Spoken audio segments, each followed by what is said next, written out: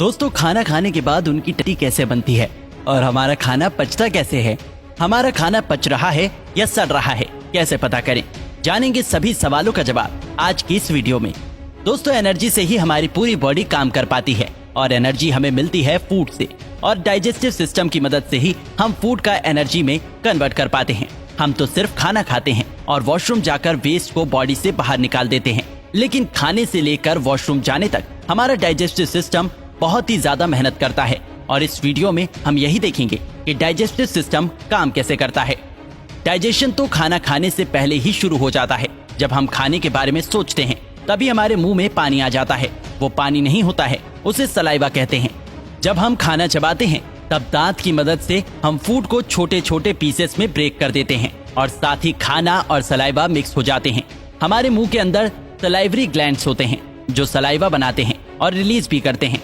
Saliva में कुछ enzymes होते हैं जो कार्बोहाइड्रेट और फैट्स का डाइजेशन मुंह के अंदर ही शुरू कर देते हैं और सलाइवा की मदद से खाना सॉफ्ट और स्मूथ हो जाता है, जिससे ये फूड पेट में आराम से जा पाता है।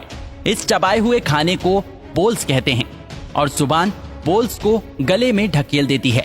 गले में दो रास्ते होते हैं, एक लंच का रास्ता और दूसरा पेट का रास्ता। अब बोलस को यहाँ से जाना होता है पेट में, पर दो रास्ते होने की वजह से बोलस लंग्स में भी जा सकता है और पेट में भी जा सकता है। अगर बोलस लंग्स में चला जाता है तो दिक्कत हो सकती है और यही काम आता है एपिग्लोटिस। एपिग्लोटिस दरवाजे जैसा होता है जो हवा की नली पर लगा होता है। वैसे तो एपिग्लोटिस हमेशा ही खुला रहता है, लेकिन जब हम खाना खाते हैं या पानी पीते हैं तब एपिग्लोटिस बंद हो जाता है और तब खाना या पानी हवा की नली में नहीं जा पाते हैं और इस तरह बोलस फूड पाइप में आ जाता है। फूड पाइप को ईसोफेगास भी कहते हैं।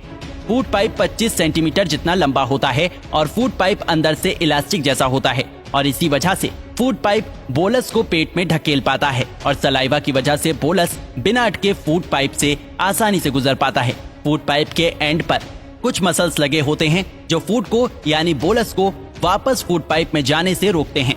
इन मसल्स को एलियस यानी लोअर ईसोफेगास स्फिंक्टर कहते हैं। जब एलियस रिलैक्स हो जाते हैं तब बोलस पेट में आ जाता है। पेट में पहुंचने के बाद बोलस की पिटाई शुरू हो जाती है। हमारा पेट खाने को सिर्फ होल्ड नहीं करता है, बल्कि एक ग्राइंडर की तरह फूड को पेस्ट में बदल देता है और इसी इलास्टिक पावर की मदद से स्टमक फूड को पेस्ट में बदल पाता है। स्टमक अपनी इलास्टिक पावर से फूड को इधर उधर ढकेलता है, जिसके कारण फूड पेस्ट में बदल जाता है और पेट में एसिड भी होता है और वो एसिड है HCl यानी हाइड्रोक्लोरिक एसिड।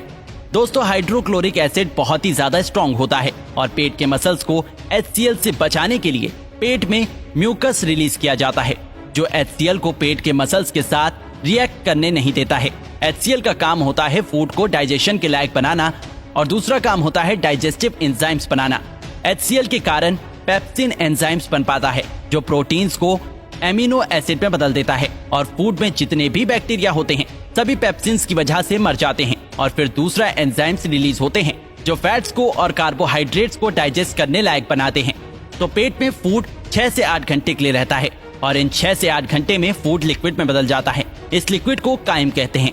तो काइम 6 से 8 घंटे बाद चला जाता है स्मॉल इंटेस्टाइन में, पर स्मॉल इंटेस्टाइन में जाते समय काइम बाइल जूस और पैनक्रिएटिक जूस के साथ मिक्स हो जाता है।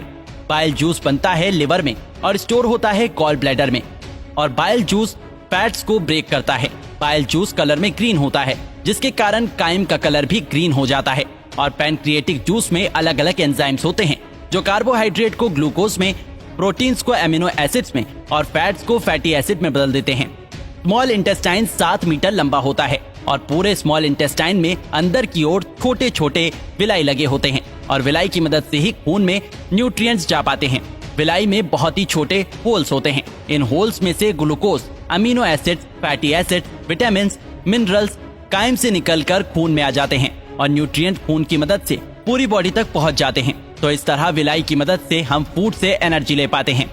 स्मॉल इंटेस्टाइन से गुजरने के बाद काइम चला जाता है लार्ज इंटेस्टाइन में। लार्ज इंटेस्टाइन तक आते हुए काइम से लगभग सभी न्यूट्रिएंट्स खून में चले जाते हैं और इसीलिए काइम का कलर ग्रीन से ब्राउन हो जाता है। ब्राउन काइम में अभी भी कुछ न्यूट्रिएंट्स और फाइबर्स होते हैं और फाइबर्स को हम डाइजेस्ट नहीं कर पाते हैं और यही हमारी मदद करते हैं माइक्रोब्स, बैक्टीरिया। हमारा लार्ज इंटेस्टाइन 1.5 मीटर जितना लंबा होता है और पूरे लार्ज इंटेस्टाइन पर बैक्टीरिया, माइक्रोब्स होते हैं जो काइम से बचे हुए न्यूट्रिएंट्स को डाइजेस्ट करने में मदद करते हैं लार्ज इंटेस्टाइन के एंड तक पहुंचते हुए काइम से सभी न्यूट्रिएंट्स और पानी निकाल लिए जाते हैं और अब ये काइम बदल जाता है स्टूल में यानी टट्टी में, और लार्ज इंटेस्टाइन में ही स्टूल यानी टट्टी पर म्यूकस रिलीज किया जाता है ताकि टट्टी आसानी से बाहर निकल पाए।